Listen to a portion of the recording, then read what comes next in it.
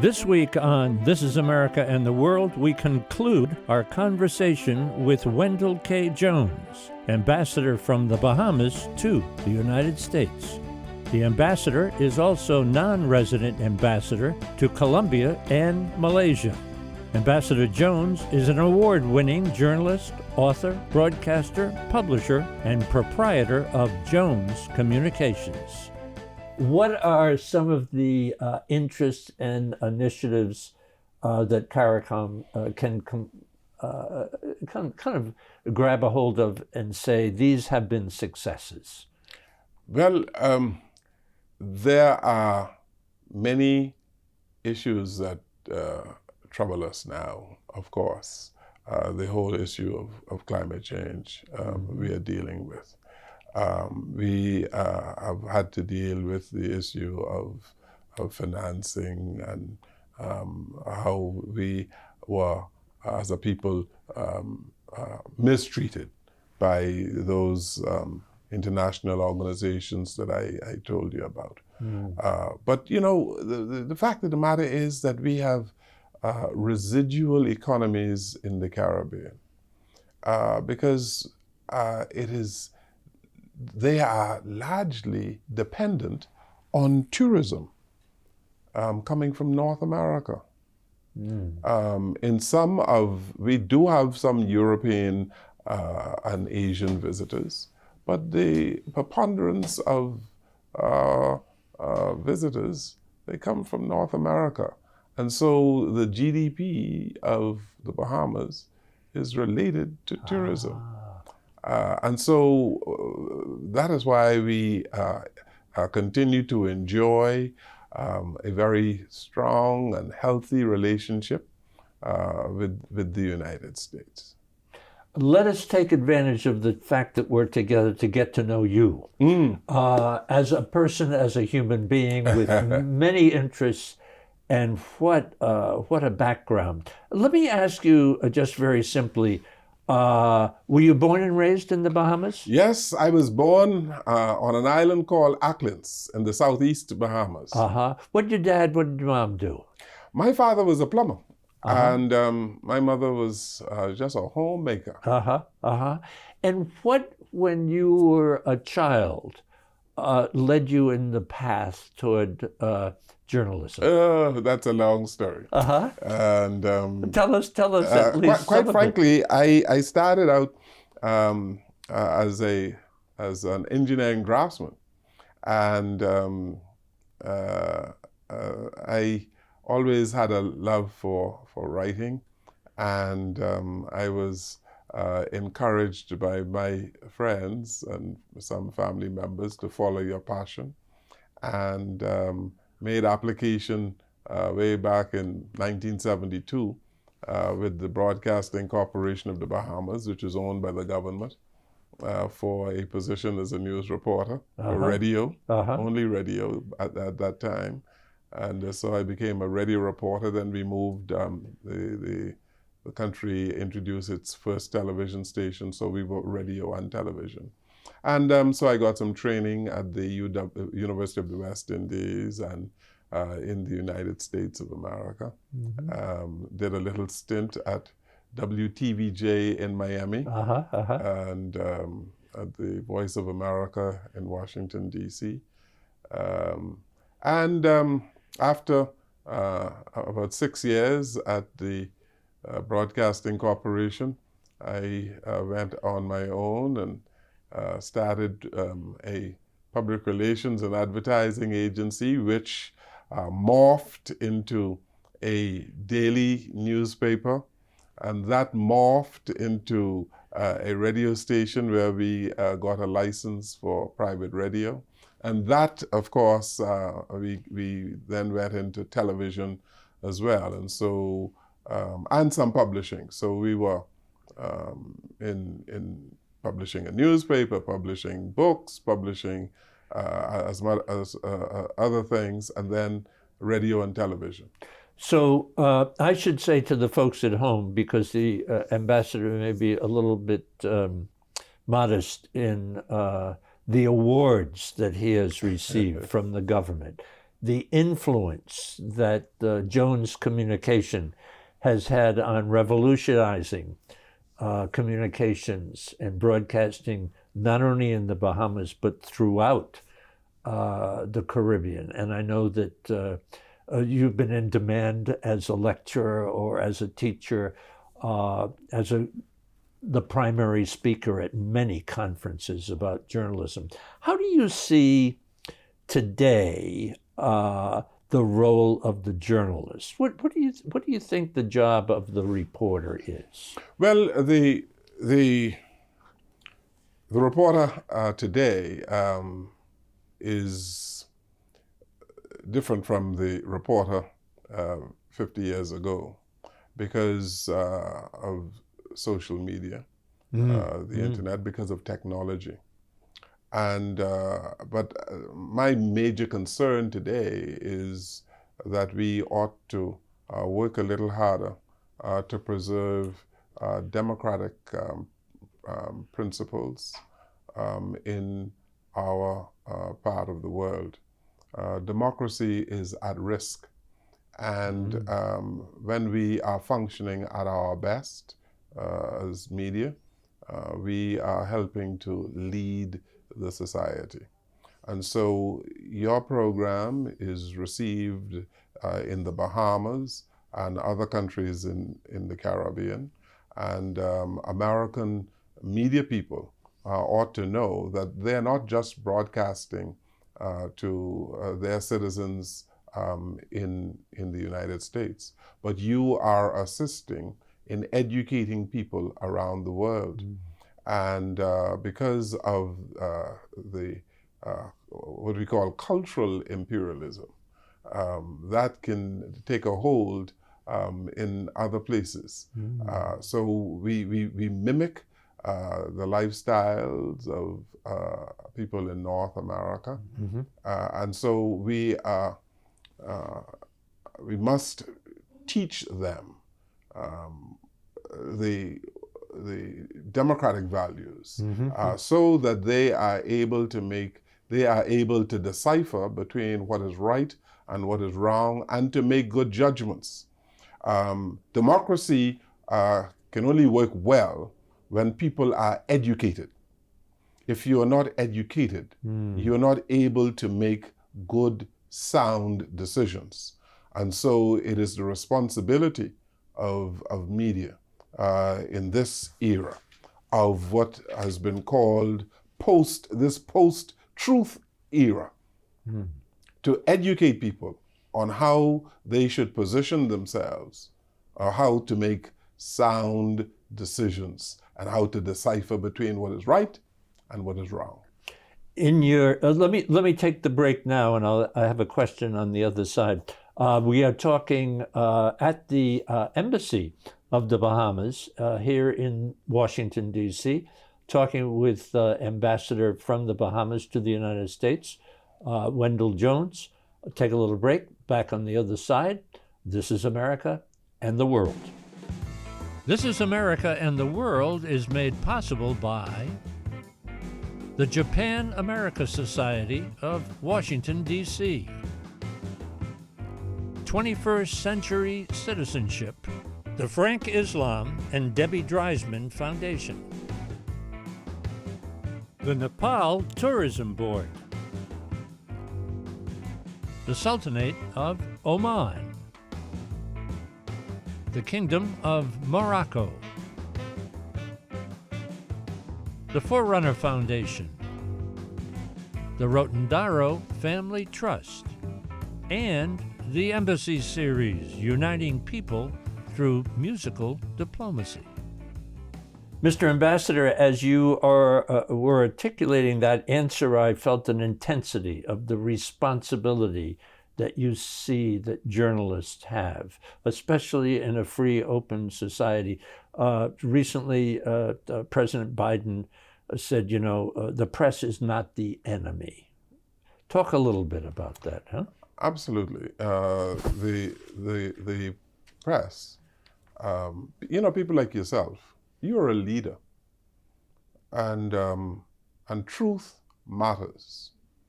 and you can destroy a nation with untruths. You can destroy a people by miseducating them. And the fact of the matter is that we see today a whole lot of disinformation and misinformation. And when you have the level of misinformation, you can have dysfunctional societies. And in dysfunctional societies, you have chaos. And it is the responsibility of media people to work for a more enlightened, a peaceful world, so that you are able to develop better human beings to inhabit this world, so that you can promote ideals like peace, love and peace. That is what you're called upon to do. Too often I find in some countries that media, driven by dollars and cents, the bottom line is ignoring what is truth. That's our job. Yes, to find truth and to speak truth to power. And if to your own self you can be truthful, we would have a better world, we would have better societies. What we have seen in recent times is a coarsening of societies, becoming coarser because of the behavior of certain media personalities, the behavior of certain politicians. And if we are going to survive as a civilization, if we are going to improve our civilization, then we must be in search of truth and use the power of media to better educate our people. I sense that deep down inside of you are some pretty strong values, huh? Yes.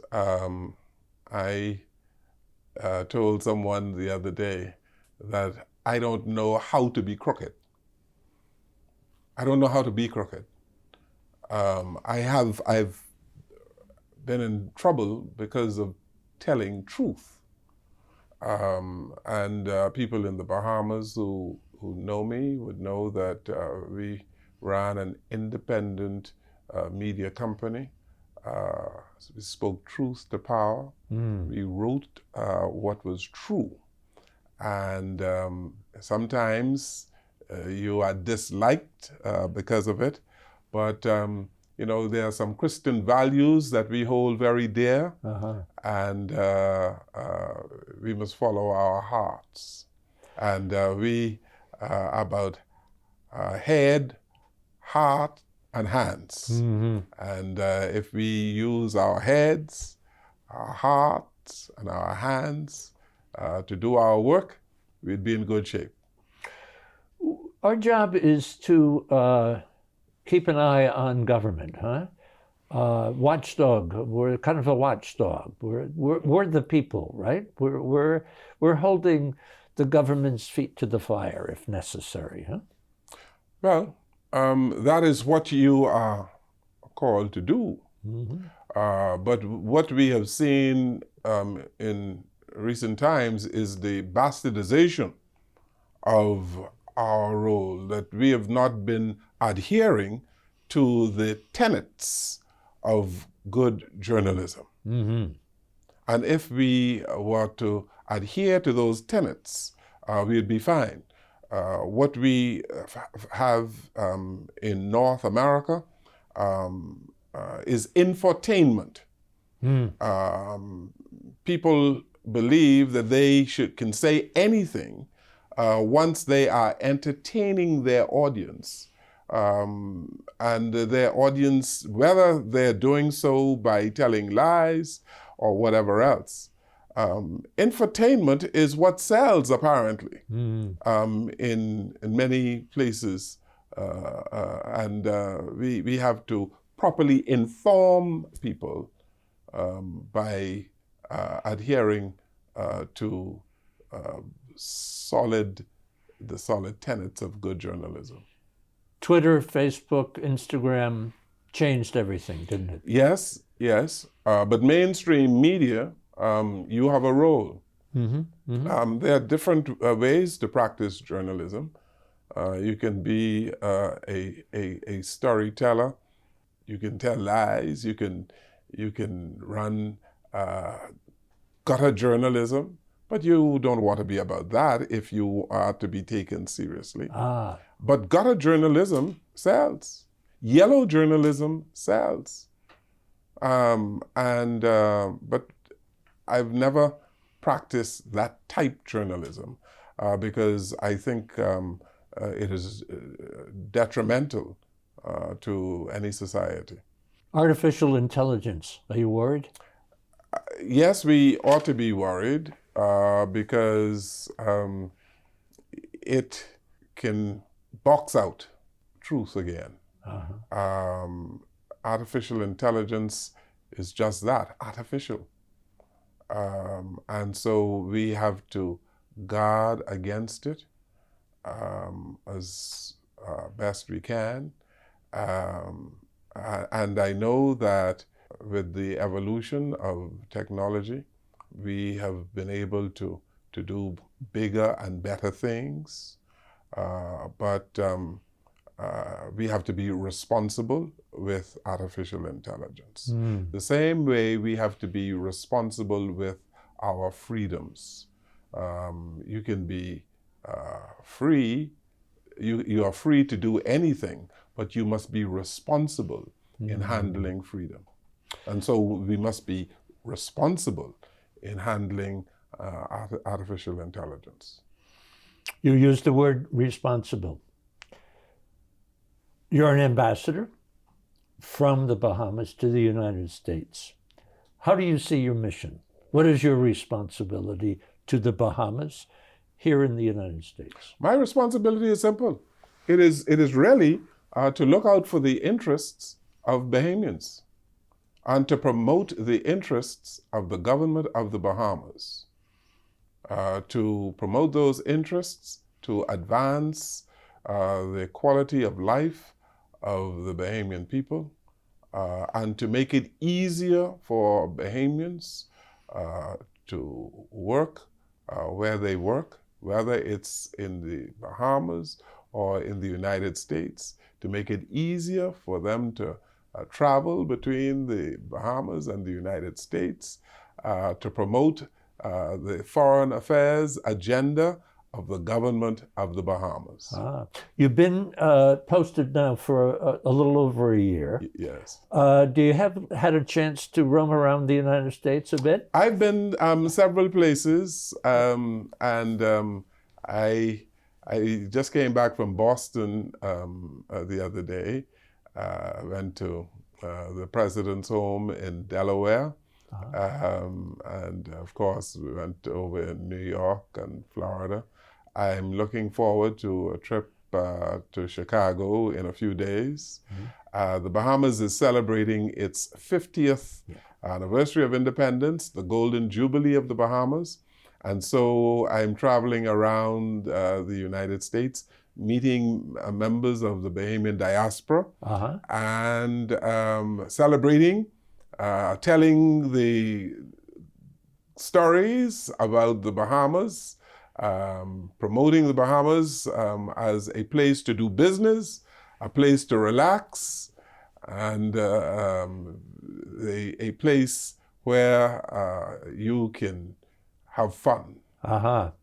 What's the relationship, the status of the relationship between the Bahamas and the United States? Excellent. Yeah. Excellent relationship.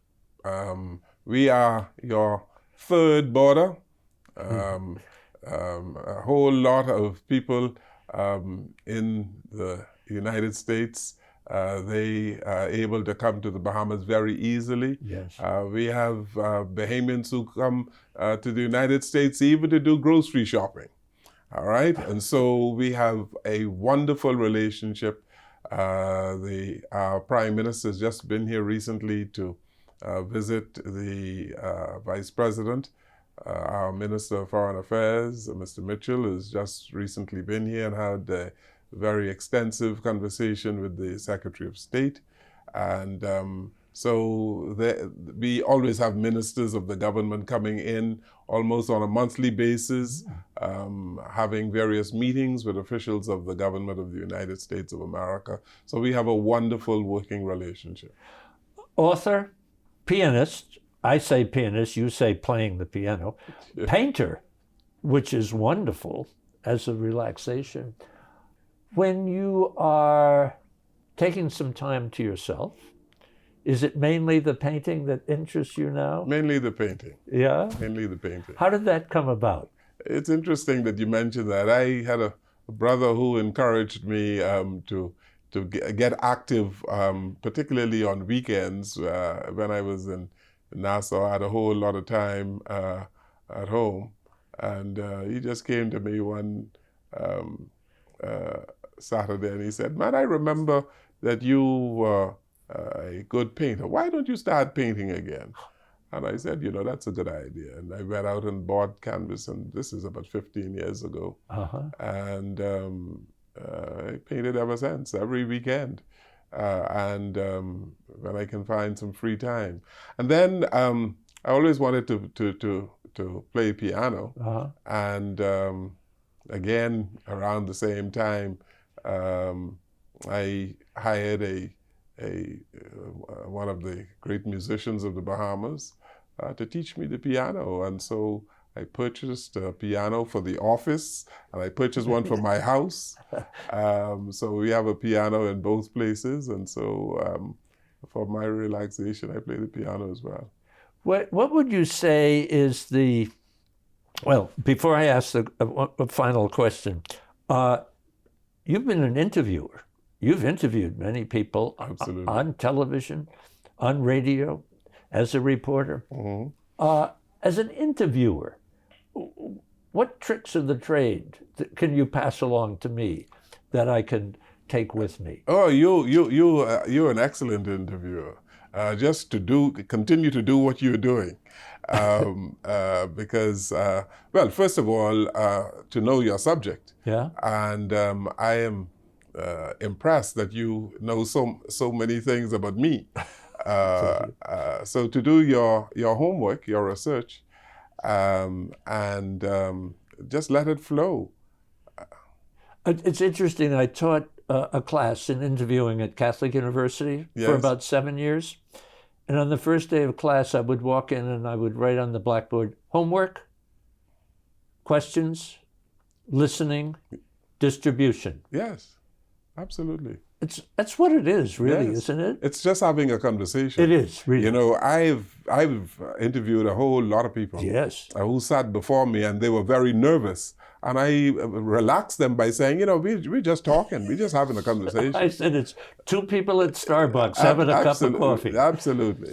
What is the single greatest lesson you've learned in your life so far that you can pass along to us? As human being, diplomat, whatever, just what's the biggest lesson you've learned in your life? No matter what people say about you, just trust in God and do what is right. Where did that come from? It came from my grandmother. She passed away about 32 years ago. And about 50 years ago, that was ingrained in many of our grandchildren who she met.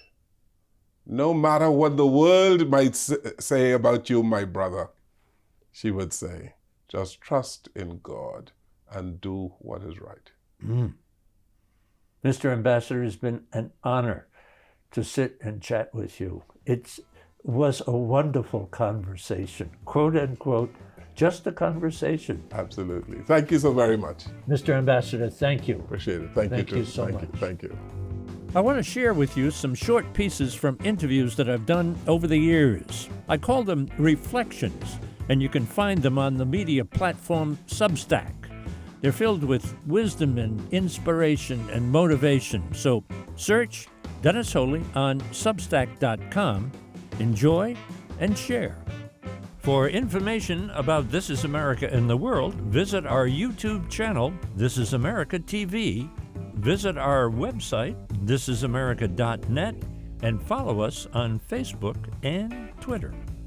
This Is America and the World is made possible by the Japan America Society of Washington, D.C., 21st Century Citizenship, the Frank Islam and Debbie Dreisman Foundation, the Nepal Tourism Board, the Sultanate of Oman, the Kingdom of Morocco, the Forerunner Foundation, the Rotondaro Family Trust, and the Embassy Series, uniting people through musical diplomacy.